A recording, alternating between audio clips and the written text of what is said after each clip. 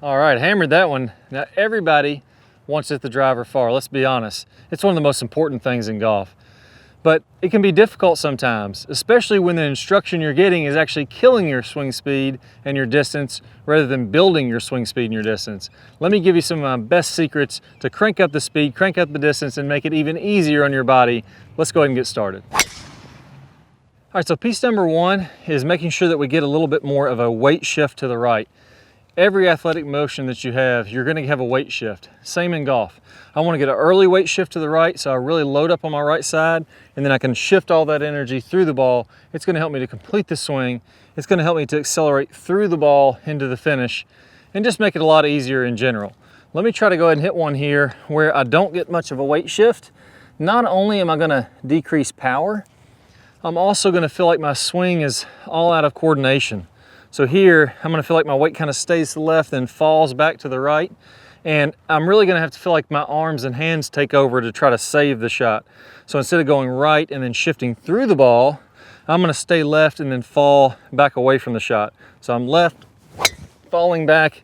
And again, the shot went off the hosel, lost a ton of distance just because I felt like I couldn't really get all my energy into it. And then also, I lost awareness of the club face. So I'm gonna start to hit not only slices like I did there, or hooks also, but I could just hit it all over the place. Now here's the solution for that. Very early in your backswing, I want you to feel like you load your right quad. So this muscle on top of your right leg, I want you to feel like you can feel some pressure into that muscle very early in the backswing. So when you wanna feel that is right as soon as you're taking the club away. So here, even if my club's only moved a foot, I want to feel like I'm loaded into my right leg and I'm getting a little bit of a pressure shift that direction. Then as I complete my backswing, I'm going to actually shift back to the left and swing through the ball. Again, so it's an early shift to the right, and then once I get to the right, I'm going to shift left and swing down. That's the same thing as if you're going to throw a baseball. I'm shifting right and then I'm shifting left through the ball. If I'm throwing a football, if I'm swinging a baseball bat, everything is right side early, shift left, and then swing through this golf ball. Make a couple practice swings doing that. Feel that right quad engage very early, and you're gonna make a better golf swing. Let's go ahead and give it a try here, where now I feel like almost before I even start my swing, I'm getting a little pressure into my right leg there. Let's give that a whirl. There we go, hit that one awesome. Couldn't do much better than that. We saw the first drive went 313, I believe is what it was. The second one was down at 260, so I lost 50 yards or so.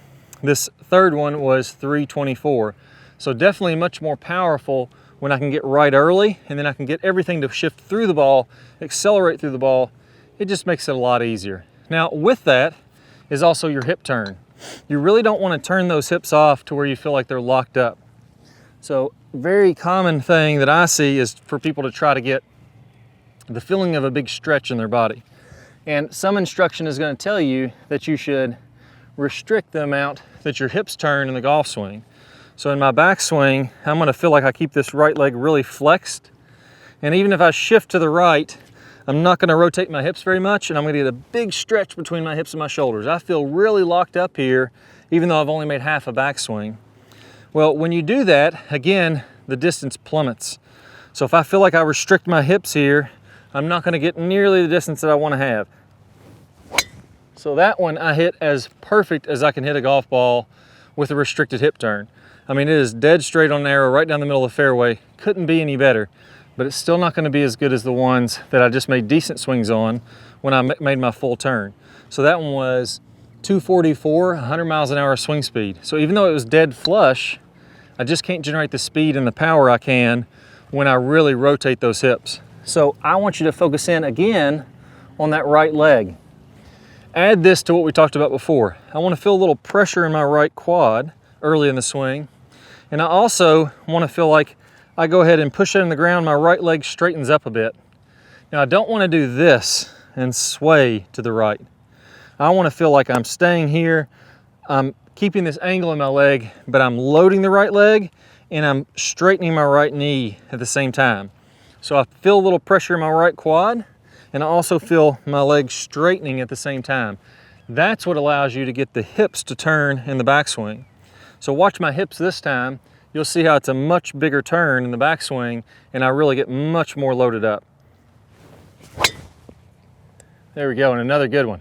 All right, so now let's talk about the third piece, which is making a short, compact swing and having our arms kind of be on plane, as a lot of people call this.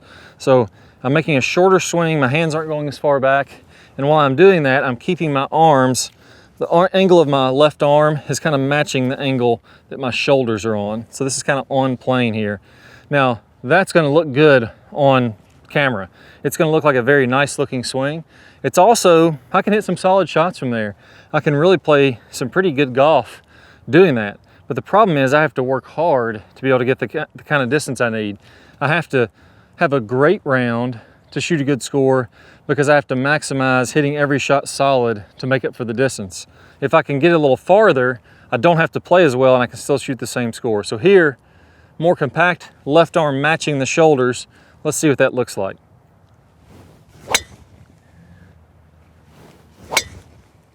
All right, so that one hit nice and straight, really hit a good shot there. That's what I was saying, you can hit some good shots doing that, but with that shorter, more flatter swing, not gonna get the swing speed that I wanted.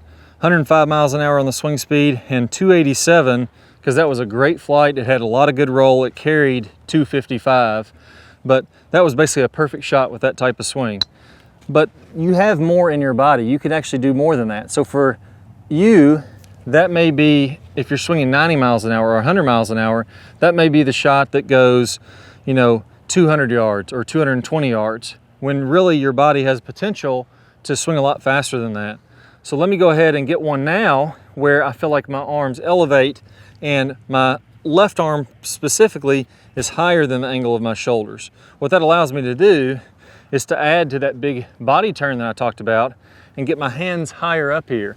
It's actually easier to do, to create distance that way. If you feel like you're more around your body, you're gonna feel tight, restricted, and you're not gonna feel like you have as much power. If you let your hands elevate, now you feel like you're freer, you create easier swing speed, so you don't really have to swing very hard and you can still get a lot of pop on it. So here, I'm gonna go ahead and swing easy, but I'm gonna let my arms go a little higher, and let's see what it changes in my swing speed and my carry distance. There we go. So I felt like, for me, I didn't swing that hard. I hit a really nice shot right down the middle of the fairway. My swing speed on the last one was, and I can see the ball carry way farther.